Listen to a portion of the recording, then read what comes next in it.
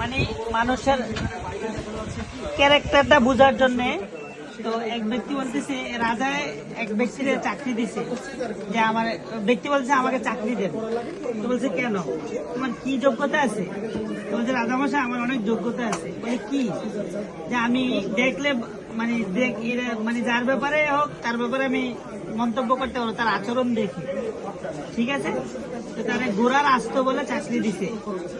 হঠাৎ করে একদিন বলতেছে আচ্ছা তোমার তো যোগ্যতা আছে, বলো তো যে আমার যে ঘোড়াটা এটা কি আসলি ঘোড়া নেই, মানে জাত আছে না, জাত ভালো খারাপ আছে না, দেখি জাতি ঘোড়া।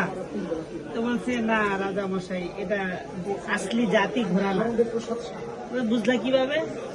বলছে ঘোড়া ঘাস খায় উপরের দিকে মুখ দিয়ে, কিন্তু এই ঘোড়ায় ঘাস খায় নিচের দিকে মুখ দিয়ে। ঠিক আছে, এখন ওই রাজা বলতেছে কিরে যাচাই করতে হবে, তো যাতে ঘোড়া কিনছে তাকে ডাকছে এদিকে আসো। জি রাজা মশাই, ঘোড়া এই ঘোড়াটার কাহিনী কি তুমি বলো তো? বলছে রাজামশাই আসলে এটা যখন জন্মগ্রহণ করছে এর কিছুদিন পরে এটার মা মারা গেছে, এটা গাভীর দুধ খাওয়া এটা বড় করা হয়েছে, এই জন্য এটা নিচের দিকে মুখ দিয়ে ঘাস খায়। রাজা জানি সেটা আচানক জিনিস। আচ্ছা ঠিক আছে, কিছুদিন পরে বলতেছে যে তো রাজামশাই তারা অনেক ইয়া দিছে, হাঁস মুরগি বেড়া বক্তি দিছে উপহার। কিছুদিন পরে বলতেছে আচ্ছা আমার বিবির সম্পর্কে তুমি কি মন্তব্য করবো করো তো দেখি।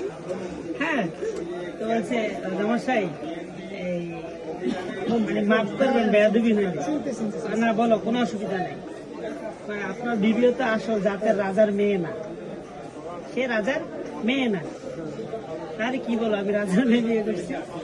ঠিক আছে, এখন শ্বশুরালয় যোগাযোগ করছে যে কি ব্যাপার এই মেয়ে তো আপনাদের কিনা। তো বলছে না আসলে আমাদের তো ছেলে মেয়ে হয় নাই, তো এই জন্য এই মেয়েরা আমরা পালক আনছিলাম। ঠিক আছে, ঠিক আছে, তো ওই রাজার ওই তাদের ছেলে মেয়ের বাবারা ছিল বন্ধু, তো এই জন্য এই মেয়েরা আমরা পালক আনছি। হ্যাঁ হ্যাঁ, পরে রাজা জিজ্ঞেস আচ্ছা ঠিক আছে বলো যে ও যে আসল রাজার মেয়ে না, তুমি বুঝলা কি হবে? বুঝছি এভাবে যে উনি আমরা আচ্ছা আসো করো। হ্যাঁ ঠিক আছে ঠিক আছে,